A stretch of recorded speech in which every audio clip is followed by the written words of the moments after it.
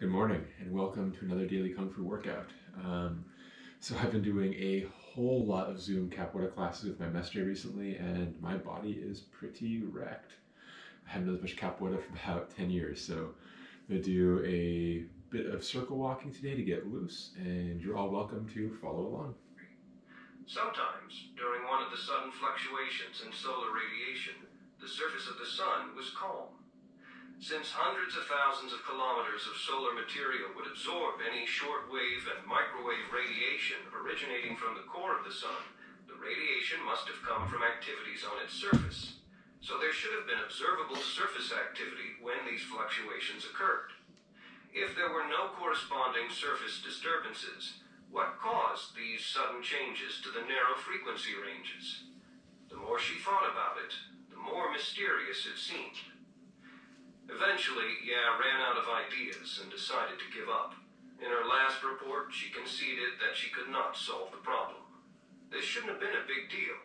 The military had asked several groups within universities and the Chinese Academy of Sciences to research the same issue, and all of those efforts had failed. But Yang wanted to try one more time, relying on Ya's extraordinary talent. Lei's agenda was even simpler. He just wanted Ya's paper. The research topic was highly theoretical and would show off his expertise and skill. Now that the chaos in society was finally subsiding, the demands on cadres were also changing. There was an acute need for men like him, politically mature and academically accomplished. Of course, he would have a bright future. As to whether the problem of interference from solar outages could be solved, he didn't really care. But in the end, Ya didn't hand in her report. She thought that if the research project were terminated, the base library would stop receiving foreign language journals and other research materials, and she would no longer have access to such a rich trove of astrophysics references. So she nominally continued her research, while in reality she focused on refining her mathematical model of the sun. One night, Ya was, as usual, the only person in the cold reading room of the base library. On the long table in front of her, a pile of documents and journals were spread open. After completing a set of tedious and cumbersome matrix calculations, she blew on her hands to warm them, and picked up the latest issue of the Journal of Astrophysics to take a break. As she flipped through it, a brief note about Jupiter caught her attention. Last issue. In a new, powerful radiation source within the solar system, Dr. Harry Peterson of Mount Wilson Observatory published a set of data accidentally obtained while observing Jupiter's precession on June 12th and July 2nd, during which strong electromagnetic radiation was detected, lasting 81 seconds and 76 seconds, respectively. The data included the frequency ranges of the radiation as well as other parameters. During the radio outbursts, Peterson also observed certain changes in the Great Red Spot. This discovery drew a lot of interest from planetary scientists. In this issue, G. Mackenzie's article argues that it was a sign of fusion starting within Jupiter's core.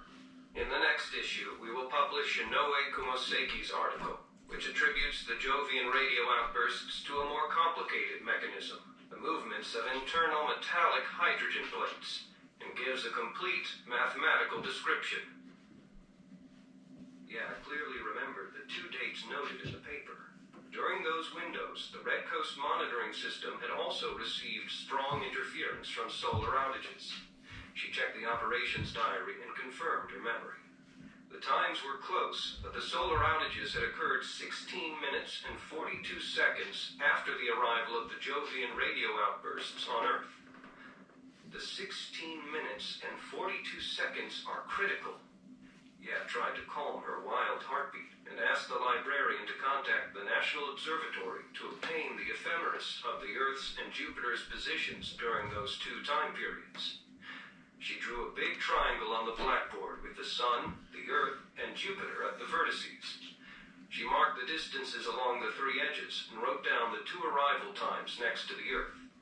From the distance between the Earth and Jupiter, it was easy to figure out the time it took for the radio outbursts to travel between the two. Then Then she calculated the time it would take the radio outbursts to go from Jupiter to the Sun, and then from the Sun to the Earth. The difference between the two was exactly 16 minutes and 42 seconds. Yaa referred to her solar structure mathematical model and tried to find a theoretical explanation. Her eyes were drawn to her description of what she called energy mirrors within the solar radiation zone. Energy produced by reaction within the solar core is initially in the form of high-energy gamma rays. The radiation zone, the region of the Sun's interior that surrounds the core, absorbs these high-energy photons and re-emits them at a slightly lower energy level. After a long period of successive absorption and re-emission, a photon might take 1,000 years to leave the Sun. Gamma rays become X-rays, extreme, ultraviolet, ultraviolet, then eventually turn into visible light and other forms of radiation. Such were the known facts about the Sun. But Yaa's model led to a new result. As solar radiation dropped through these different frequencies on its way through the radiation zone, there were boundaries between the subzones for each type of radiation. As energy crossed each boundary, the radiation frequency stepped down a grade sharply. This was different from the traditional view that the radiation frequency lowered gradually as energy passed from the core outwards. Her calculations showed that these boundaries would reflect radiation coming from the lower frequency side, which was why she named the boundaries energy mirrors. Yaa had carefully studied these membrane-like boundary surfaces suspended in the high-energy plasma ocean of the Sun, and discovered them to be full of wonderful properties. One of the most incredible characteristics she named gain reflectivity. However, the characteristic was so bizarre that it was hard to confirm, and even Yaa herself didn't quite believe it was real. It seemed more likely an artifact of some error in the dizzying, complex calculations. But now Yaa made the first step in confirming her guess about the gain reflectivity of solar energy mirrors. The energy mirrors not only reflected radiation coming from the lower frequency side, but amplified it. All the mysterious sudden fluctuations within narrow frequency bands that she had observed were in fact the result of other radiation coming from space being amplified after reflecting off an energy mirror in the Sun. That was why there were no observable disturbances on the surface of the Sun. This time, after the Jovian radio outbursts reached the Sun, they were re-emitted as if by a mirror, after being amplified about 100 million times. The Earth received both sets of emissions, before and after the amplification, separated by 16 minutes and 42 seconds. The Sun was an amplifier for radio waves. However, there was a question. The Sun must be receiving electromagnetic radiation from space every second, including radio waves emitted by the Earth. Why were only some of the waves amplified? The answer was simple. In addition to the selectivity of the energy mirrors for frequencies they would reflect, the main reason was the shielding effect of the solar convection zone. The endlessly boiling convection zone, situated outside the radiation zone, was the outermost liquid layer of the Sun. The radio waves coming from space must first penetrate the convection zone to reach the energy mirrors in the radiation zone, where they would be amplified and reflected back out. This meant that in order to reach the energy mirrors, the waves would have to be more powerful than a threshold value. The vast majority of Earth-based radio sources could not cross this threshold, but the Jovian radio outburst did. And Red Coast's maximum transmission power also exceeded the threshold. The problem with solar outages was not resolved, but another exciting possibility presented itself. Humans could use the Sun as a super antenna, and, through it, broadcast radio waves to the universe. The radio waves would be sent with the power of the Sun, hundreds of millions of times greater than the total usable transmission power on Earth. Earth civilization had a way to transmit at the level of a Kardashev Type II civilization. The next step was to compare the waveforms of the two Jovian radio outbursts with the waveforms of the solar outages received by Red Coast. If they matched, then her guess would receive further the base leadership to contact Harry Peterson and obtain the waveform records of the two Jovian radio outbursts. This was not easy. It was difficult to find the right communication channels, and numerous bureaucracies required layers of formal paperwork. Any error could lead to her being suspected of acting as a foreign spy. So, yeah, had to wait. But there was a more direct way to prove the hypothesis. Red Coast itself could transmit radio waves directly at the sun at a power level exceeding the threshold value. Yeah, again made a request to the base leadership, but she didn't dare to give her real reason. It was too fantastic, and she would have been turned down for certain. Instead, she explained that she wanted to do an experiment for her solar research. The Red Coast transmission system would be used as a solar exploration radar, whose echoes could be analyzed to obtain some information about solar radiation. Lei and Yang both had deep technical backgrounds and wouldn't have been easily fooled. But the experiment described by Ye did have real precedence in Western solar research. In fact, her suggestion was technically easier than the radar exploration of terrestrial planets already being conducted. Yeah, Winthia, you're getting out of line, said Commissar Lei. Your research should be focused on theory. Do we really need to go to so much trouble? Yeah, begged. Commissar, it's possible that a big discovery will be made. Experiments are absolutely necessary. I just want to try it once, please. Chief Yang said, Commissar Lei, maybe we should try once. It doesn't seem to be too difficult operationally. Receiving the echoes after transmission would take 10, 15 minutes, Lei said. Then, Red Coast has just enough time to switch from transmission mode to monitoring mode. Lei shook his head again. I know that it's technically and operationally feasible, but you, Chief Yang, you just lack the sensitivity for this kind of thing. You want to aim a super powerful radio beam at the red sun. Have you thought about the political symbolism of such an experiment? Yang and Ye were both utterly stunned, but they did not think Lei's objection ridiculous. Just the opposite. They were horrified that they themselves had not thought of it. During those years, finding political symbolism in everything had reached absurd levels. The research reports Ye turned in had been carefully reviewed by Lei, so that even technical terms related to the sun could be reportedly revised to remove political risk. Terms like sunspots were forbidden. An experiment that sent a powerful radio transmission at the sun could of course be interpreted in 1,000 positive ways, but a single negative interpretation would be enough to bring political disaster on everyone. Lei's reason for refusing to allow the experiment was truly unassailable. Ye didn't give up, though. In fact, as long as she didn't take excessive risk, it wasn't difficult to accomplish her goal. The Red Coast transmitter was ultra-high powered, but all of its components were domestically produced during the Cultural Revolution. As the quality of the components was not up to par, the fault rate was very high. After every 15th transmission, the entire system had to be overhauled, and after each overhaul, there would be a test transmission. Few people attended these tests, and the targets and other parameters were arbitrarily selected. One time, when she was on duty, Ye was assigned to work during one of the test transmissions after an overhaul. Because a test transmission omitted many operational steps, only Ye and 5 others were present. 3 of them were low-level operators who knew little about the principles behind the equipment.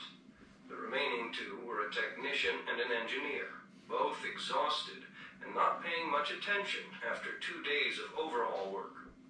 Ye first adjusted the test transmission power to exceed the threshold value for a gain-reflective solar energy mirror theory, using the maximum power of the Red Coast transmission system.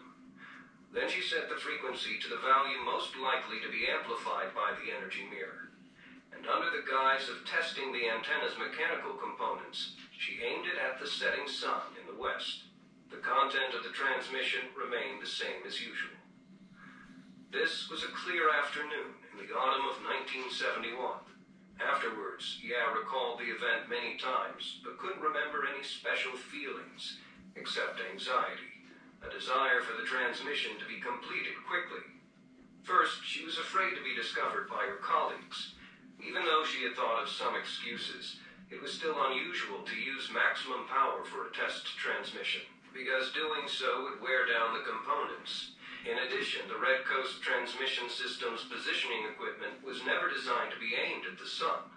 Ya could feel the eyepiece growing hot. If it burned out, she would be in real trouble. As the sun set slowly in the west, Ya had to manually track it. The Red Coast antenna seemed like a giant sunflower at that moment, slowly turning to follow the descending sun. By the time the red light indicating transmission completion lit up, she was already soaked in sweat. She glanced around. The three operators at the control panel were shutting down the equipment piece by piece in accordance with the instructions in the operating manual.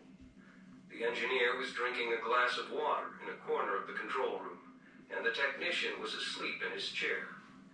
No matter how historians and writers later tried to portray the scene, the reality of the time was completely prosaic.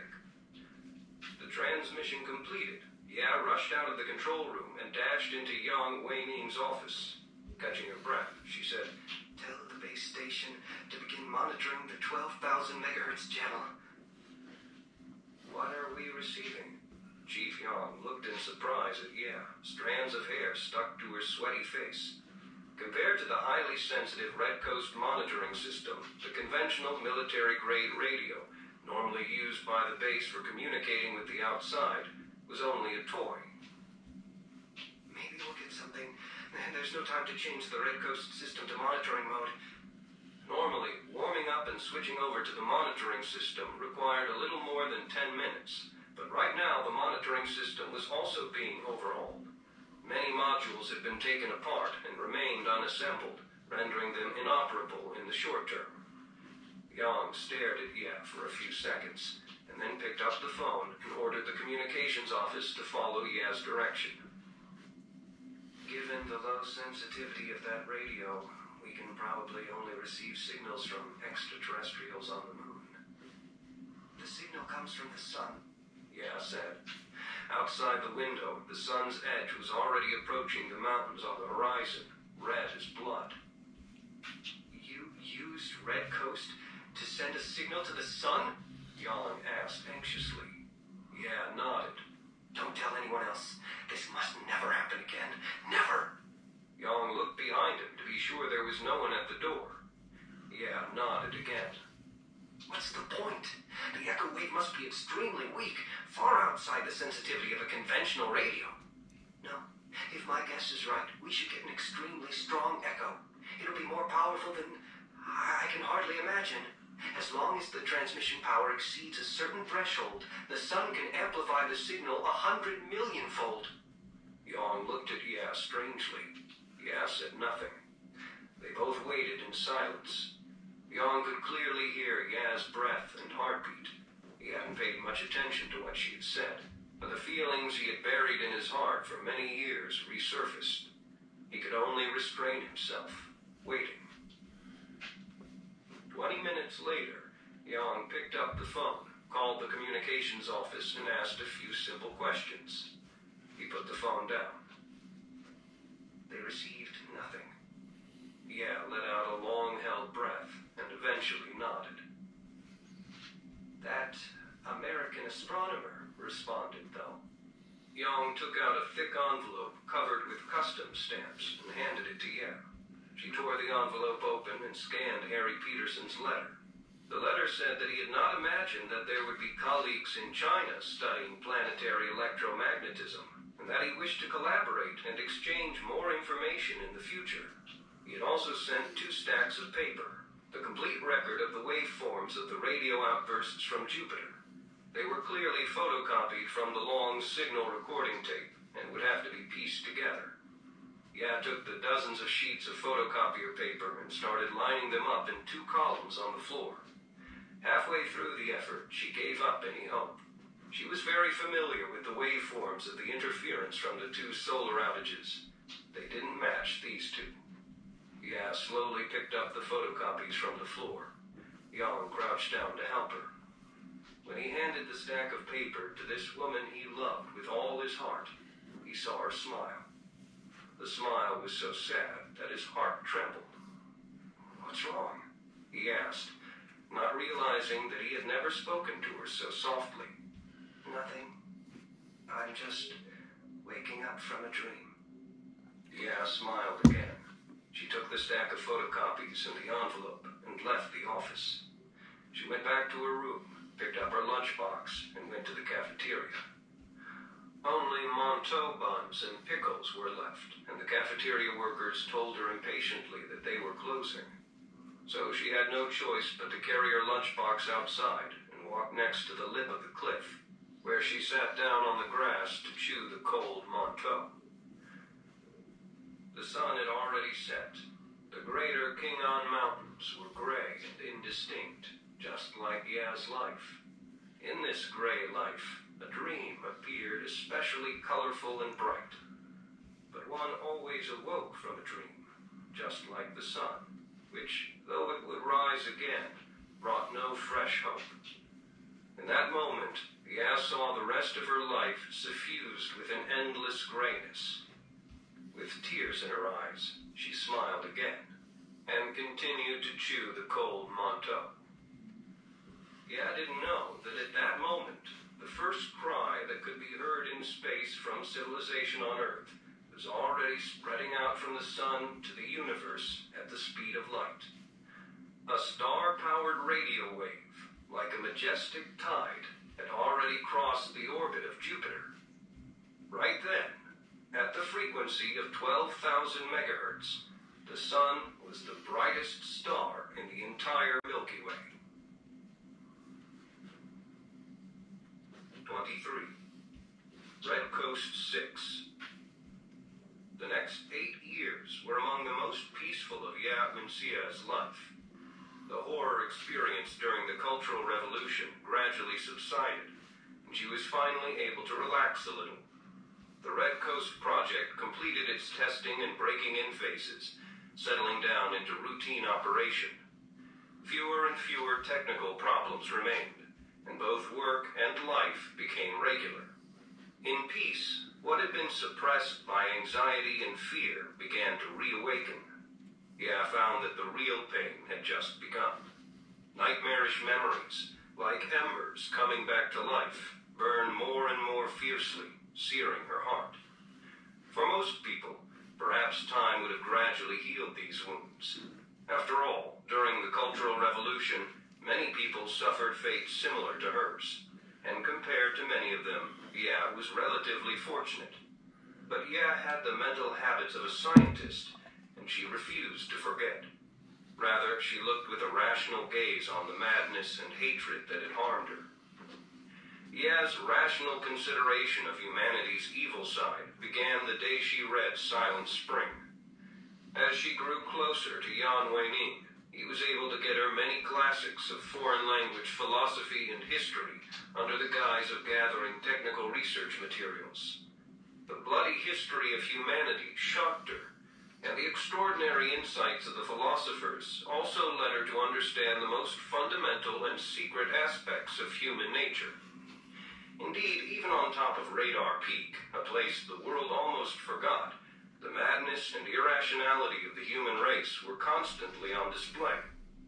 Ya saw that the forest below the peak continued to fall to the deranged logging by her former comrades.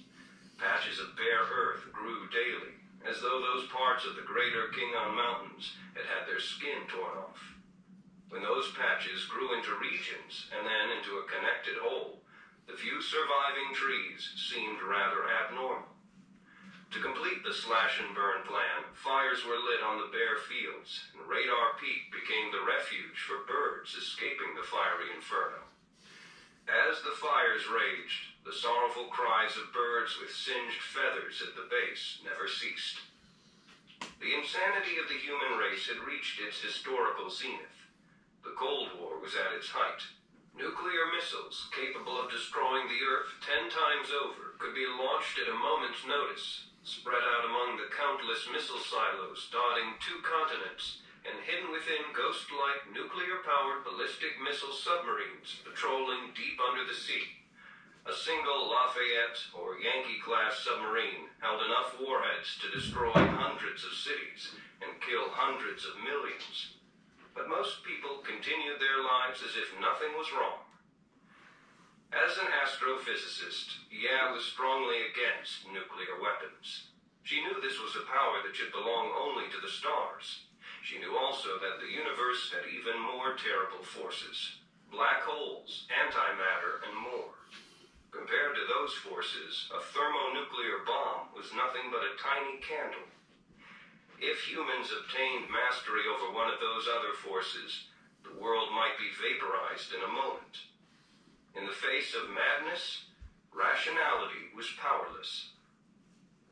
4 years after entering Red Coast Base, Yea and Yang married. Yang truly loved her. For love, he gave up his future. The fiercest stage of the Cultural Revolution was over, and the political climate had grown somewhat milder. Yang wasn't persecuted exactly for his marriage. However, because he married a woman who had been deemed to be a counter-revolutionary, he was viewed as politically immature and lost his position as chief engineer.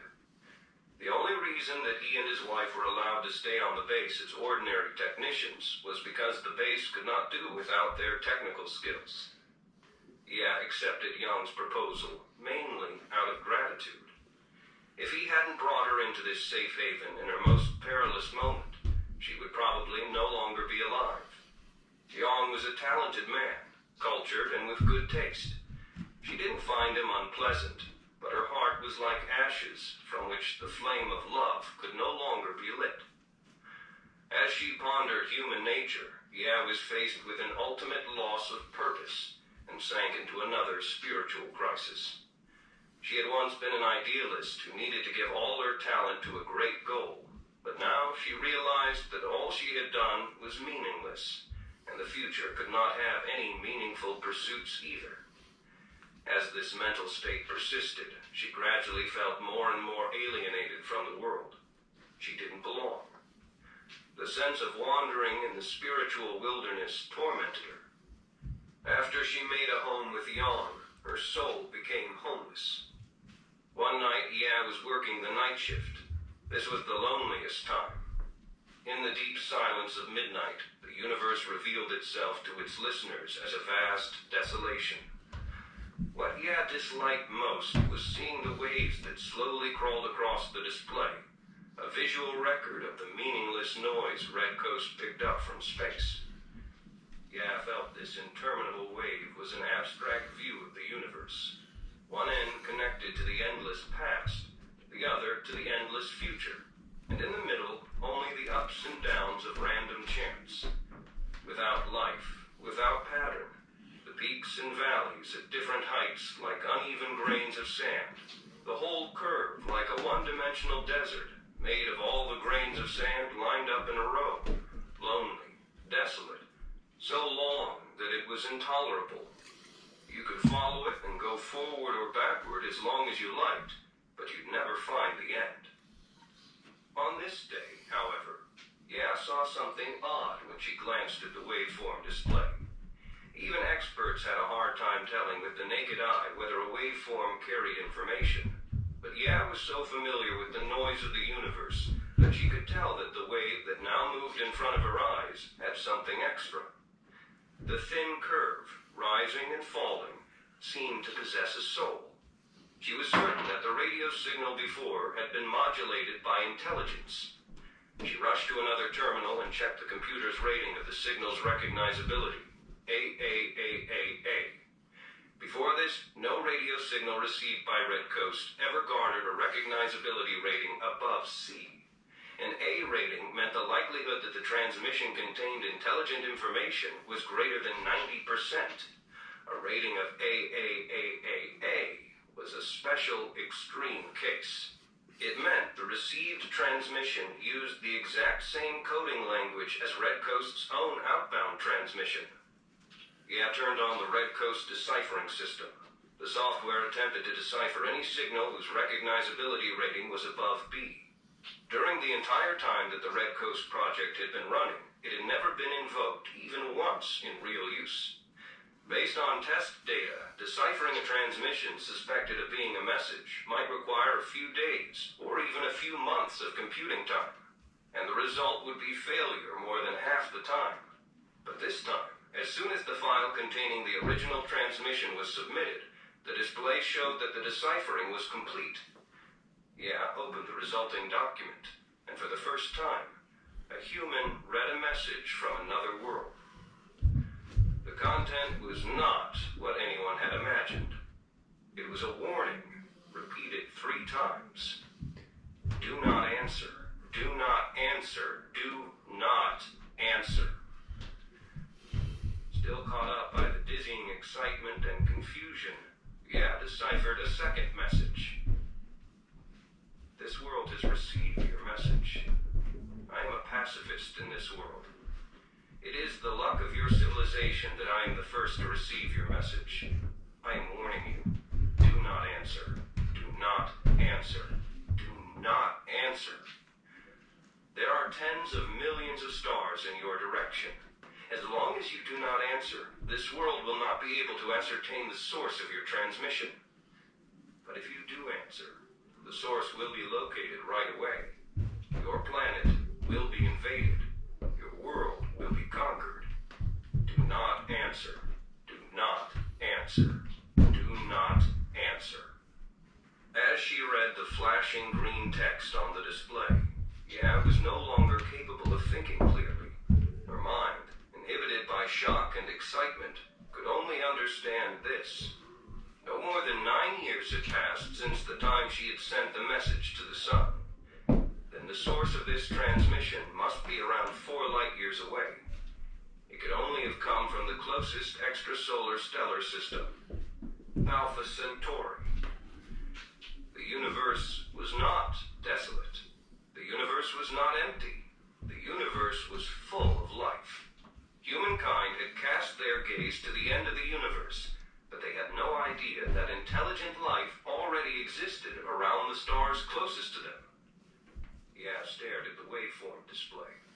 The signal continued to stream from the universe into the Red Coast antenna. She opened up another interface and began real-time deciphering. The messages began to show up immediately on the screen. During the next 4 hours, Yeah learned of the existence of Tri-Solaris, learned of the civilization that had been reborn again and again, and learned of their plan to migrate to the stars.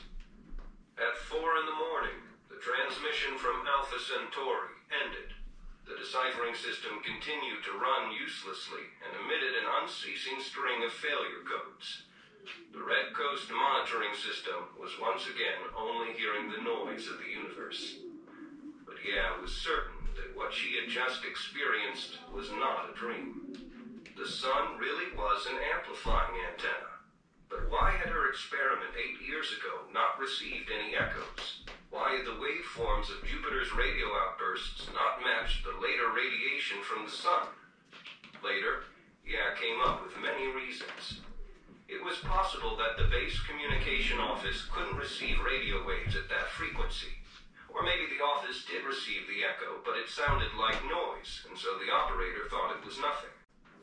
As for the waveforms, it was possible that when the sun amplified the radio waves, it also added another wave to it.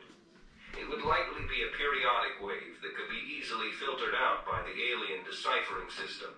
But to her unaided eye, the waveform from Jupiter and from the sun would appear very different. Years later, after Yeah had left Red Coast, she would manage to confirm her last guess.